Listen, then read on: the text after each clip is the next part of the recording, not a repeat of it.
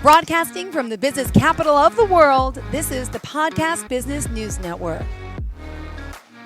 Welcome back to the show. We are so excited to have our next guest joining us here today to talk more about, of course, their mission working with ADAC. And for those of you that may not know, ADAC's mission is really to empower K through 12 educators to meet the learning needs of all students nationwide. So they're providing so many networking, educational missions, and of course, helping with teaching, learning, education, coaching, special education, fundraising, and so much more. So first and foremost, welcome everyone here to the show. How are you? Great, thank you. Great. Well, there's so many people here today, so I'm just going to start off by asking everyone to simply introduce themselves. Who would like to start? I can go first, Jill. I'm Ariella Hellman, I am the Senior Vice President for Advocacy and Public Policy at ADAC. Perfect. Thank you so much. And also there's the nonprofit as well, correct? That's the other Yeah. side of ADAC. Could you just share what that is? Yes, no, absolutely. So ADAC Advocacy is a separate 501c3 organization that focuses on empowering non-public school leaders to access their fair share of federal education program funding. Now, these federal education programs include both ESSA, the Every Student Succeeds Act, and IDEA, the Individuals with Disabilities Education Act. And we have two main services that we offer at ADAC Advocacy, and this is federal programs access and coaching, as well as IDEA, Child's Find Navigation and Family Advocacy Services. And we're really thrilled about launching ADAC Advocacy Foundation, which we just launched just a few months ago. Great. And by the way, what is the website for them as well? Might as well share that too. Absolutely. So that is the adacadvocacy.com. Perfect. Thank you so much. All right. Next, who would like to introduce themselves? I see Jim Rigg next to my screen. Jim, please say hello. Certainly. So I am Jim Rigg. I'm the Secretary of Education and the Superintendent of Catholic Schools for the Archdiocese of Miami, Florida. We serve over 35,000 students in 64 Catholic schools in 3 counties of South Florida. All right. Thank you so much. Next up.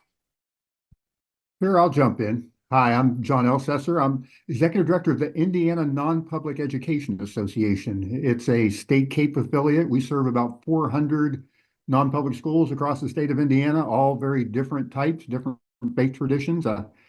Prior to that, I was Superintendent of Catholic Schools for the Diocese of Richmond and the Diocese of Wheeling-Charleston. Beautiful. And last but not least. I'm Kim Hammers. I am the Executive Director of Embrace. We are a non-for-profit organization who supports students with disabilities and learning differences in our Catholic schools in the Archdiocese of Kansas City in Kansas.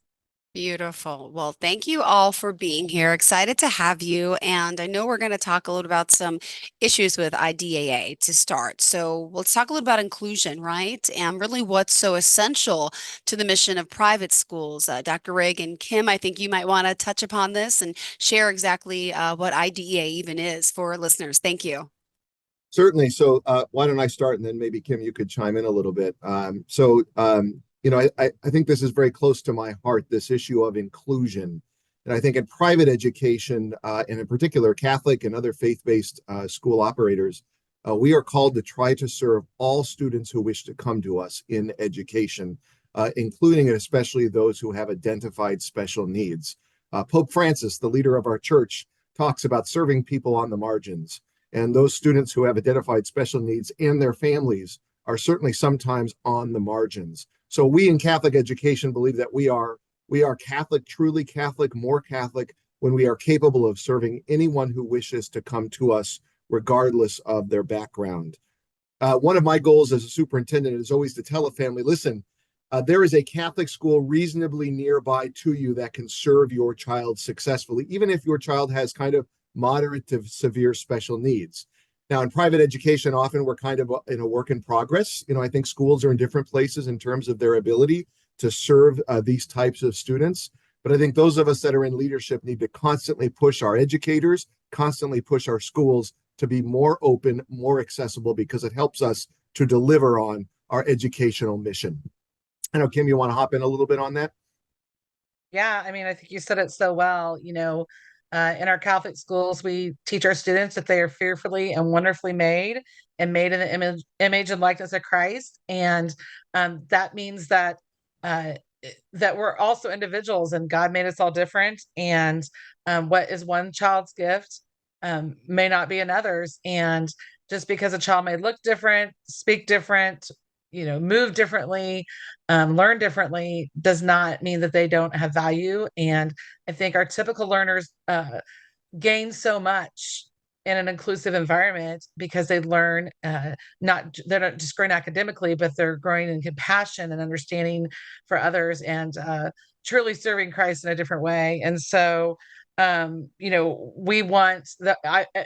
I'm now the executive director since 2022, but for 30 years, I did work in our Catholic schools in the Archdiocese, and 18 of those was as an administrator. And like Jim said, most the time we can serve a lot of kids, but there are those times that we have to tell family that um, maybe we don't have everything their child needs. And that's a hard conversation because we don't want families to not be able to send their child to their school that they want so badly their child to attend, or split up their family. Maybe we could only serve some of their kids, but not others. And so, we really want to work hard to be inclusive because we know that's what's best for all of our kids.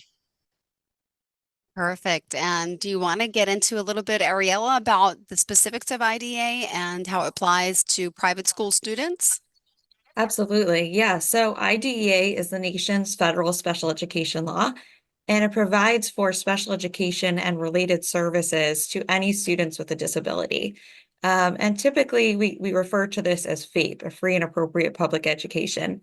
Now, the challenge is that FAPE is provided only in a public school setting. So if a parent unilaterally chooses to place their child in a private school, such as a Jewish day school, a Catholic school, a Christian school, any, nonprofit school that's totally unaffiliated, they don't have a right to FAPE services.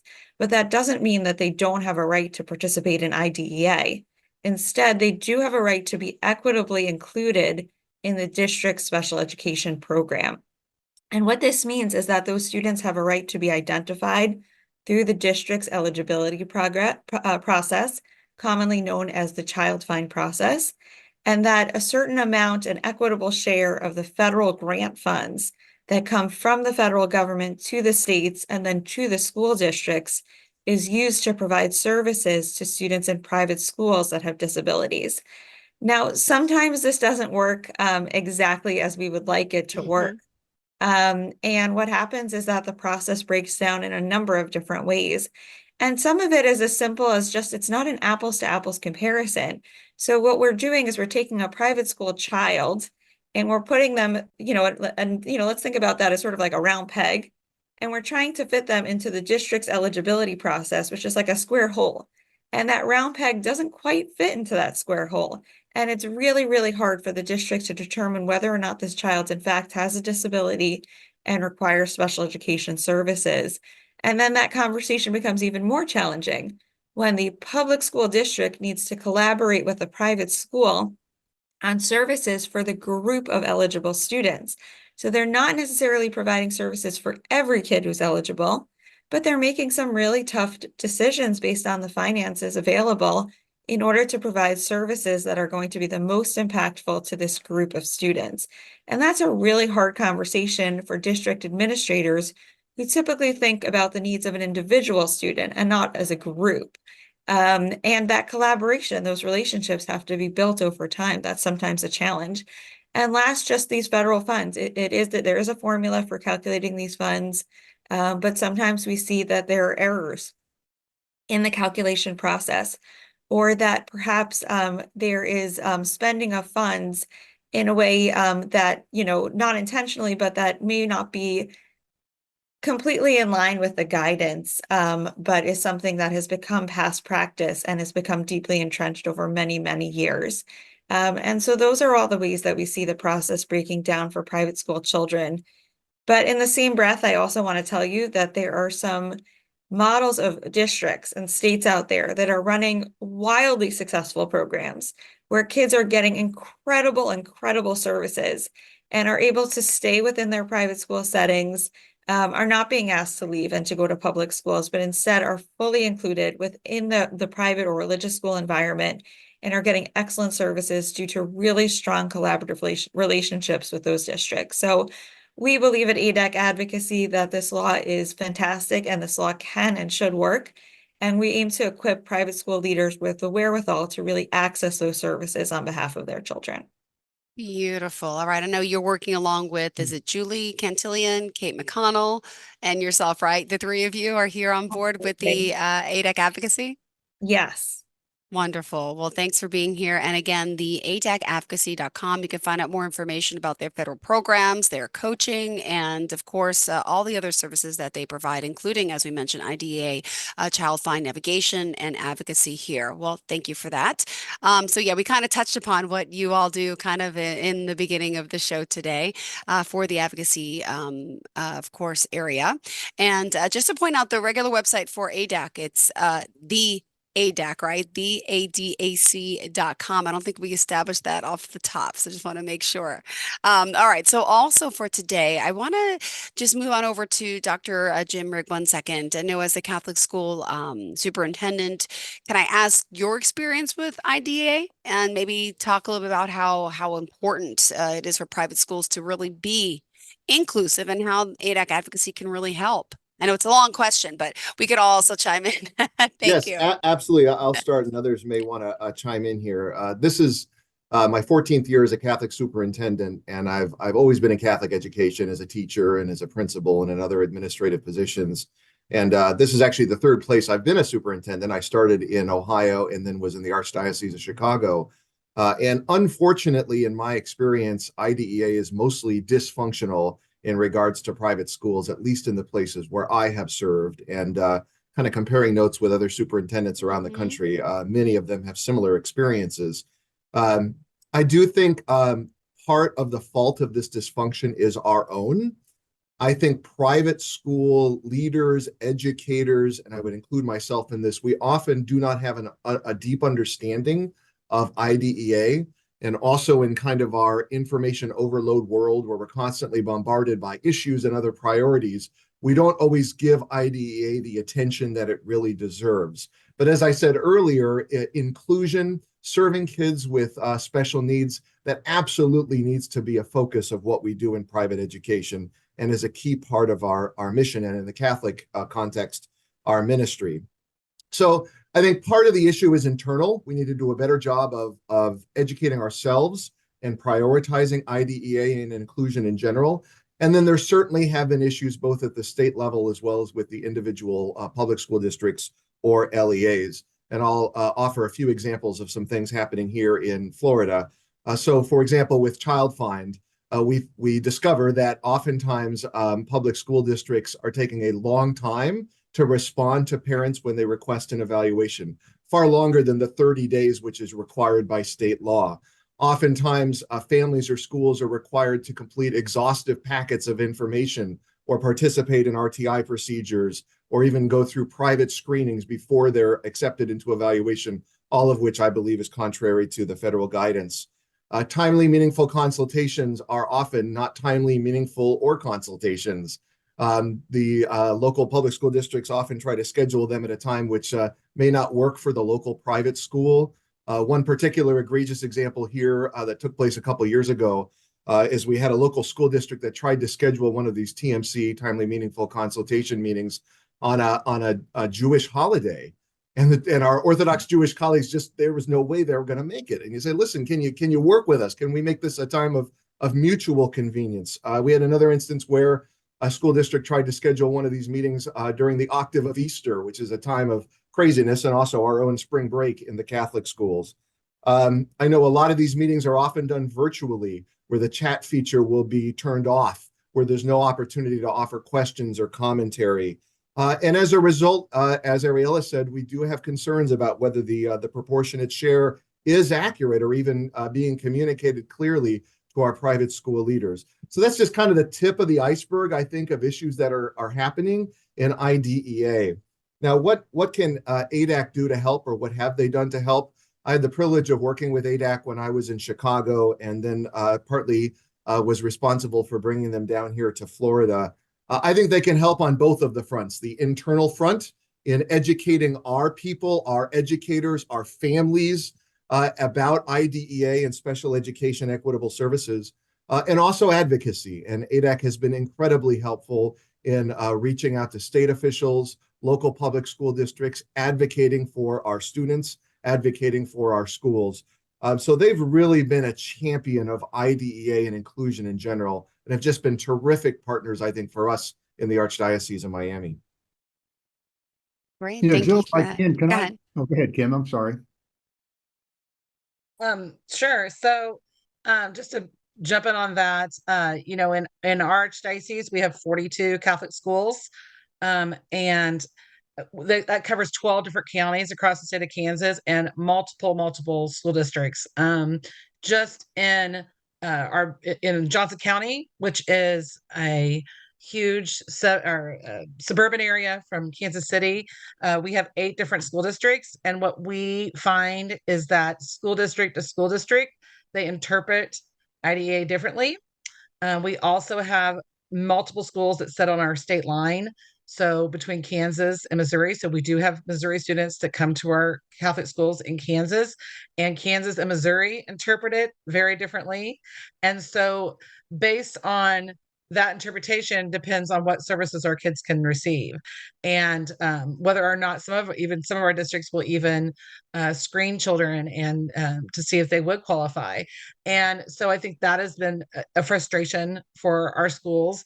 And just working with ADAC, they have the resources, they have the knowledge, and they have the ability to work with the state and then the districts. And then, as Jim was saying, to train our own administrators and our special education teachers to advocate for their own schools, to say, hey, this is what we really need. This is what we're asking for. This is what our students deserve. And so we're real excited to see. We're just in that starting process. We've been started in January with them, but we've been very impressed with what they're doing, and we know that this is going to benefit the kids in our Catholic schools in the diocese, but also other private schools, other parochial schools, and then really just the state of Kansas. And so we're super excited to see where this is going, and we've been very impressed with what we're getting through them thus far. Great. Anybody else want to piggyback on this, or shall we move along? I'll jump in Sure. just to echo a little bit of what Jim and Kim both said. If you ask me the question, how has my experience been with IDEA, both as a superintendent and in my current role, my answer would be very simple and basically what Kim just said. It depends. Okay. It depends on the LEA and the leadership in that particular school corporation, and do they have a philosophy where they believe that all kids are their responsibility. And so they don't take a minimalistic approach to meeting the law. They look at what's in best interest of kids and provide services at that level rather than whatever minimally they had to do to meet those requirements. The complexity of IDEA is immense. And that's why people like Ariella are so important. And, not only has ADAC helped to educate our school leaders, but they've helped educate our State Department of Education.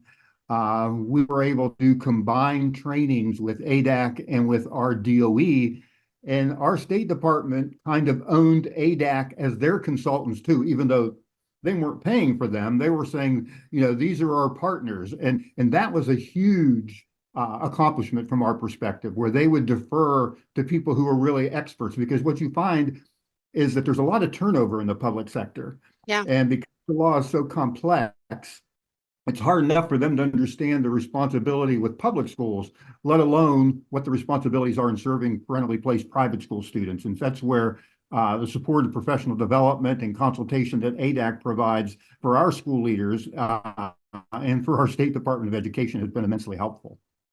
Got it. All right. Well, thank you so much for sharing that. And also for today, I know we still want to talk. We have, oh my goodness, we only have 8 minutes left. It happens like this. It always goes so fast.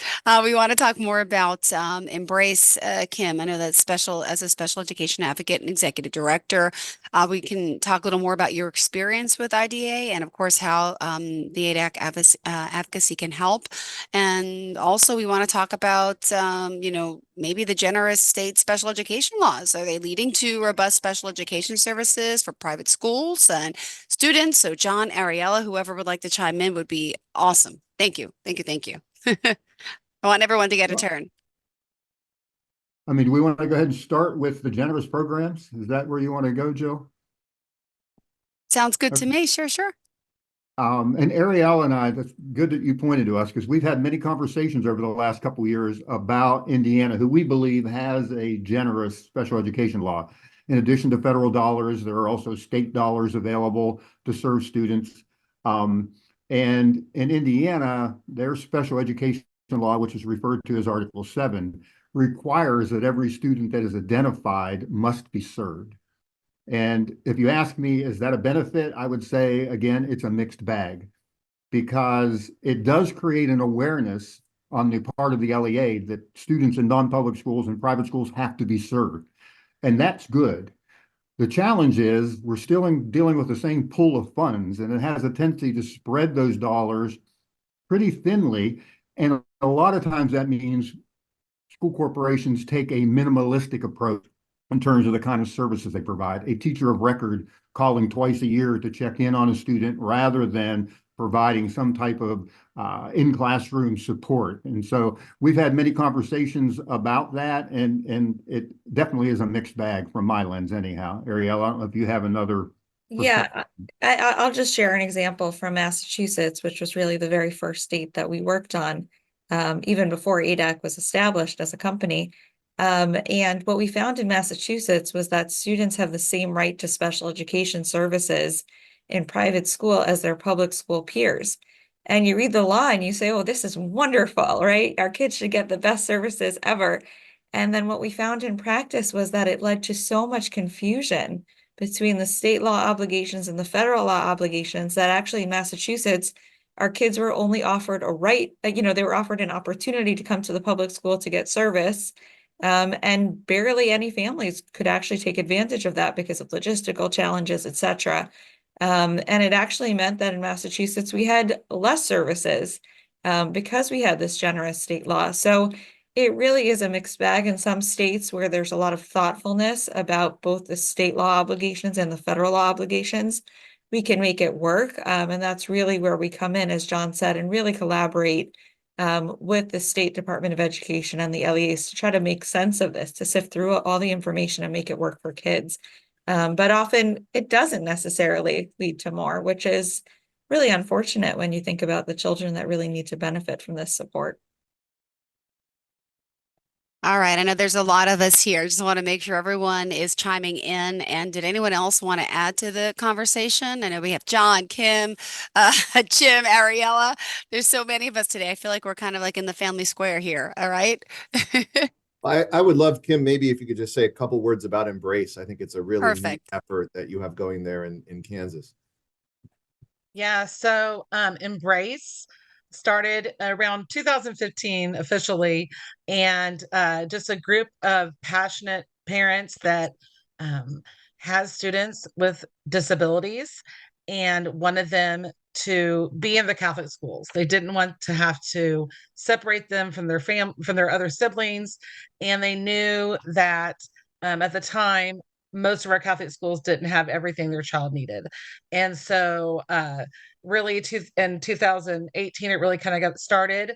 Since then, we have given out over $2 million in grants to our Catholic schools to hire resource personnel. Along with, we also award scholarships to our teachers to receive their masters in special education. We feel like that really giving our teachers the knowledge to be able to equip them to have what they need to be able to educate all students is truly important. And so just in this last 2 years, we've given almost $1 million we've given to our Catholic schools. But there's a bigger need. The ask was this year was over $1 million just this year from our Catholic schools. And at this time, we still don't have all those resources. So we are out working hard, spreading the word to everyone we can, and just say this is really important.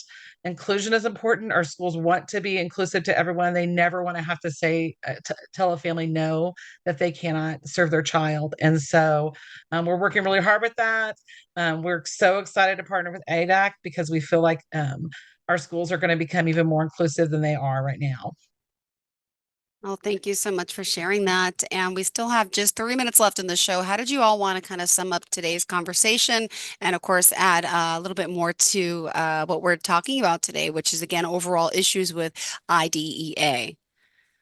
I would just say, I think it's been a terrific conversation, and I'm grateful for the interest. And just to kind of pick up on what Kim was saying, there may not be a lot of knowledge always about IDEA in the field, but there's a lot of passion.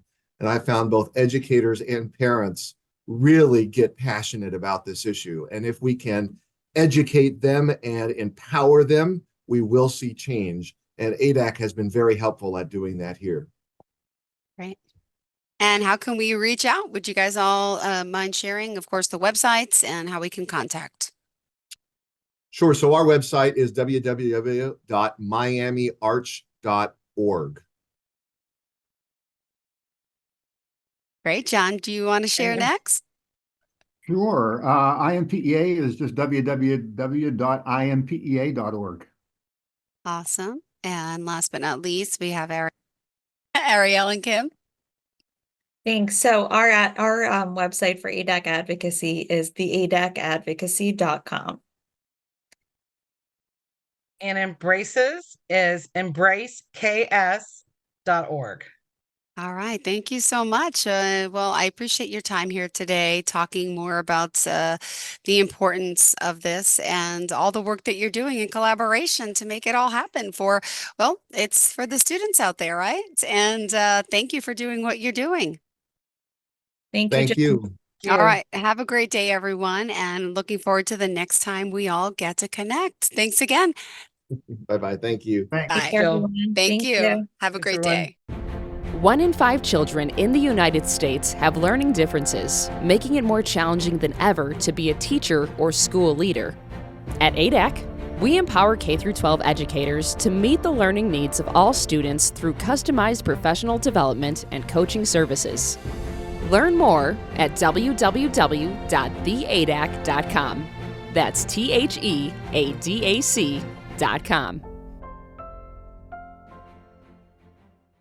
Are you looking for even more of the podcasts and hosts that you love? The Podcast Business News Network is proud to announce that you now have even more ways to listen live. Check out the MyTuner Radio, online radio box, and Simple Radio apps on iOS and Android, or find us online. Search for Business News Network on mytuner-radio.com, or search Podcast Business News Network on streama.com and onlineradiobox.com/US. Take your podcast on the go and don't miss a minute of the action.